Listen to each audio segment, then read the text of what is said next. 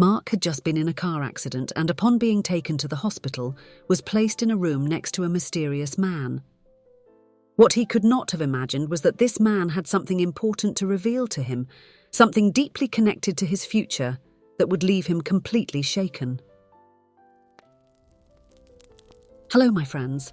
I am Linda, and this is Linda's Love Stories. I hope you enjoy this story. Edward was lying in the hospital bed, staring at the white, monotonous ceiling while listening to the constant beep of the monitors around him. At 50 years old, he never imagined he would be there, recovering from a heart attack. His mind wandered between memories of the past and worries about the future when the noise of a stretcher being pushed caught his attention. A young man was brought to the bed next to him. He seemed to be around 25 years old, with tousled dark hair and a bandage on his forehead. The nurses carefully settled him, checking his vital signs before leaving. After a few minutes of silence, Edward decided to start a conversation. "Hello, I'm Edward. It looks like we'll be roommates for a while." The young man turned slowly with a pained expression on his face. "Hi, I'm Mark. Nice to meet you, Edward." "What brought you here, Mark?" Edward asked, genuinely curious.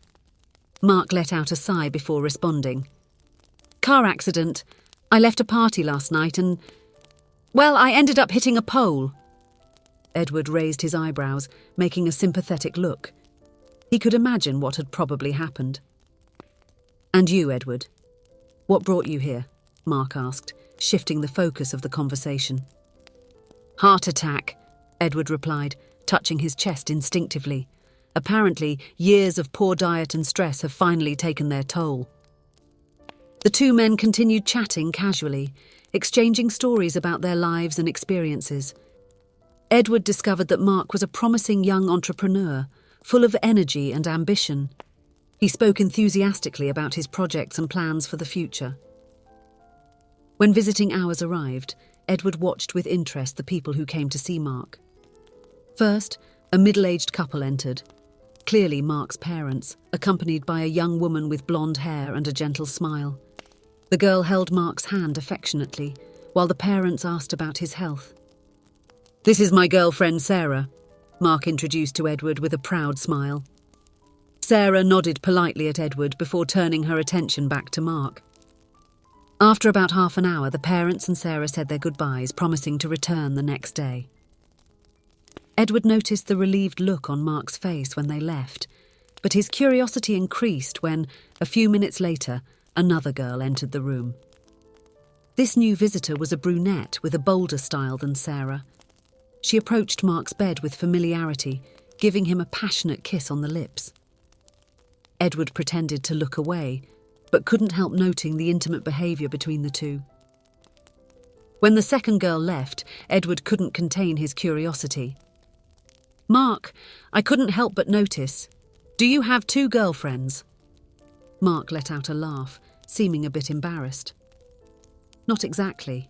Sarah is my official girlfriend. Melissa, well, she's more of an adventure." Edward frowned, recalling his own youth. "And do you intend to continue with both?"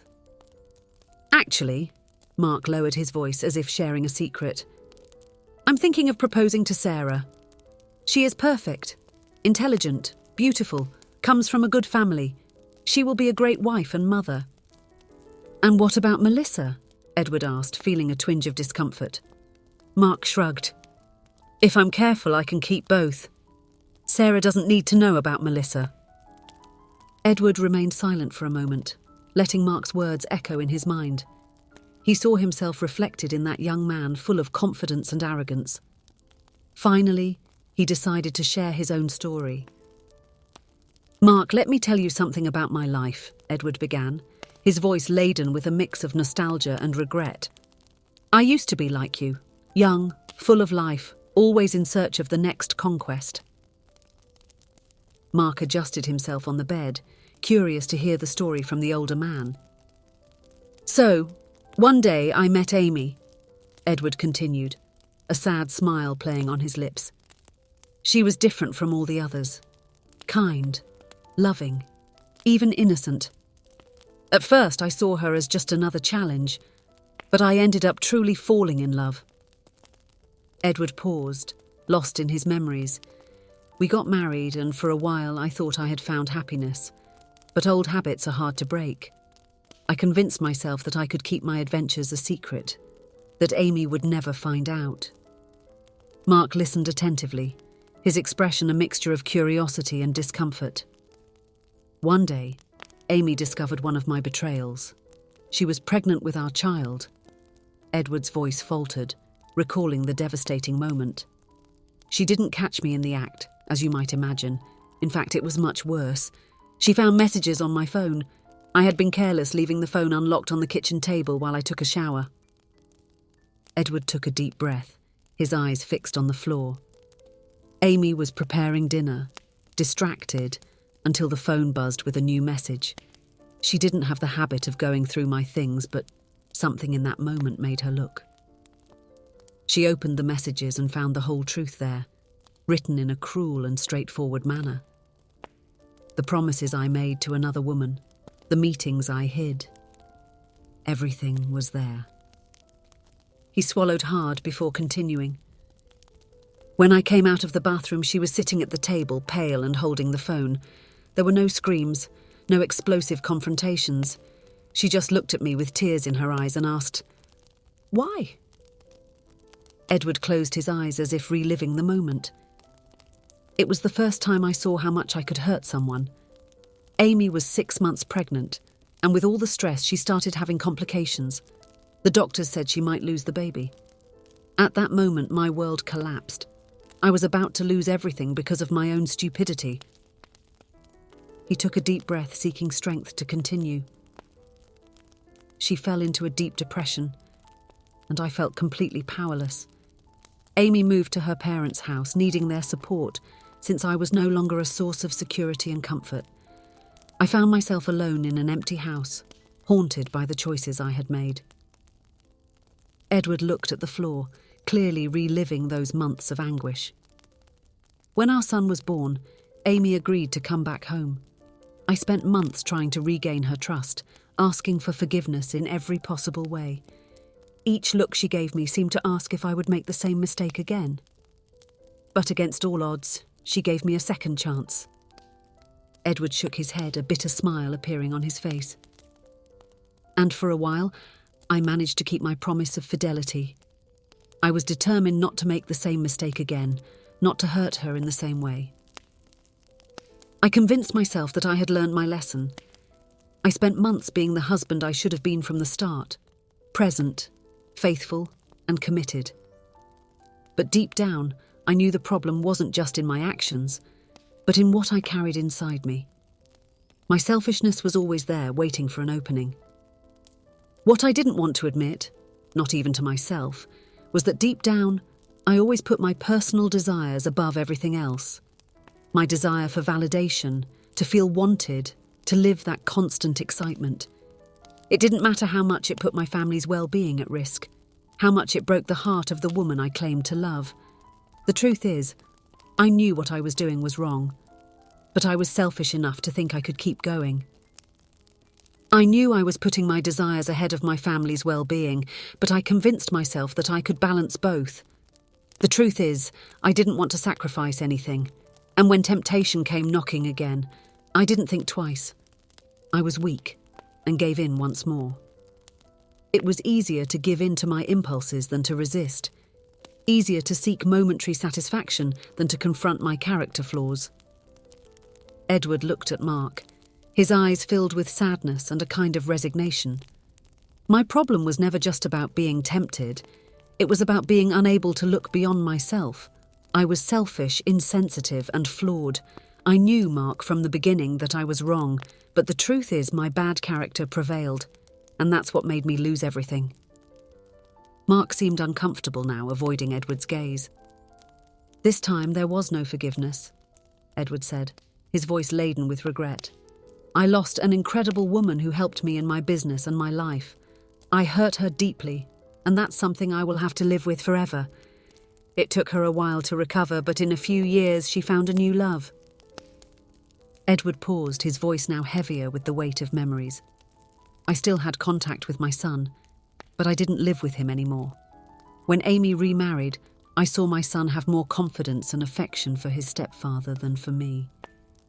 Not that Amy said anything negative about me to him, but the distance took care of that.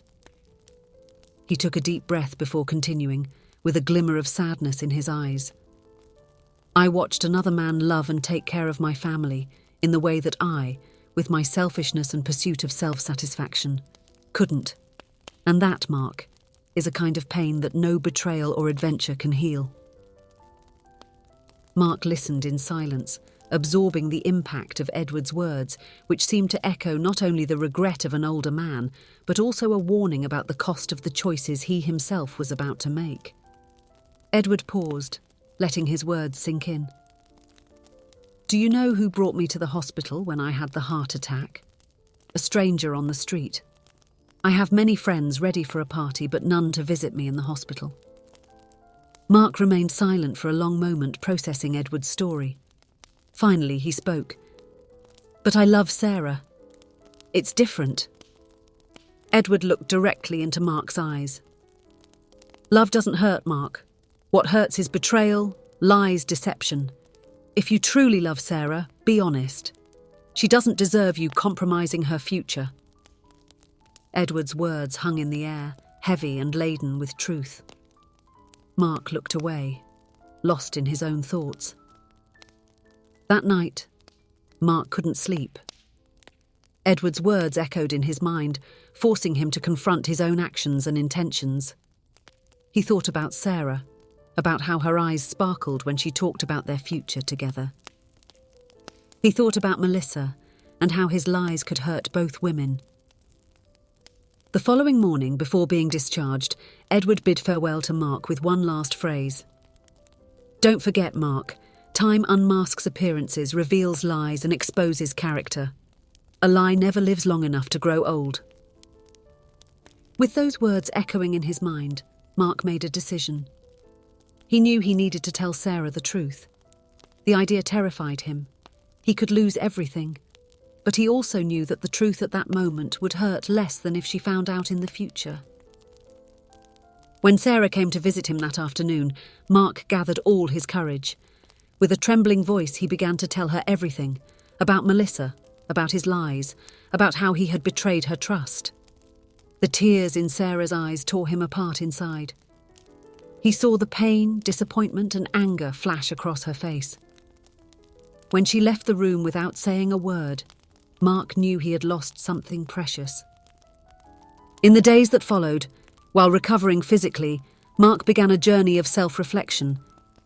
He realised he needed to reassess his values, adjust his character before he could be someone trustworthy again. Months passed. Mark did not try to win Sarah back. He knew she deserved someone better than he was at that moment. Instead, he focused on becoming a better person, someone who could look in the mirror and feel proud. One day, while exercising in a park, Mark saw Edward sitting on a bench, feeding the pigeons.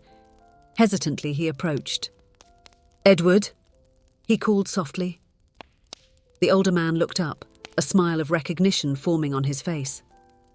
"Mark, what a pleasant surprise. How are you?"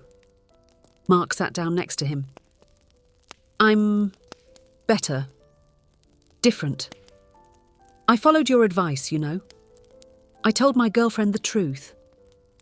Edward nodded, his eyes full of understanding. "And how did it go?" "Painful," Mark admitted. "I lost her, as expected. But you were right.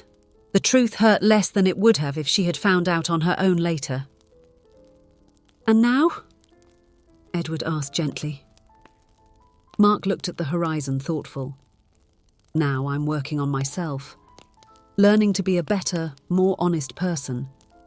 I've realised that character is who we are in the dark when no one is watching." Edward smiled, placing a hand on Mark's shoulder.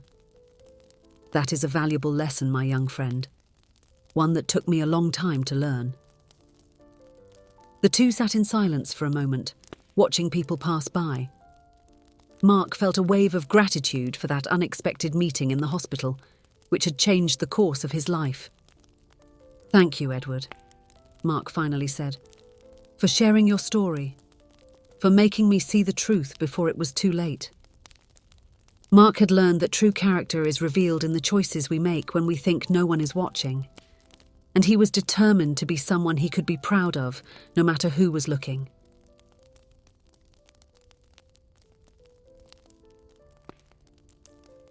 If you enjoyed, please give it a like and subscribe to the channel. Leave a comment with a number from 1 to 5 to let us know how much you liked the story. Also, watch the video that is currently on your screen. See you soon.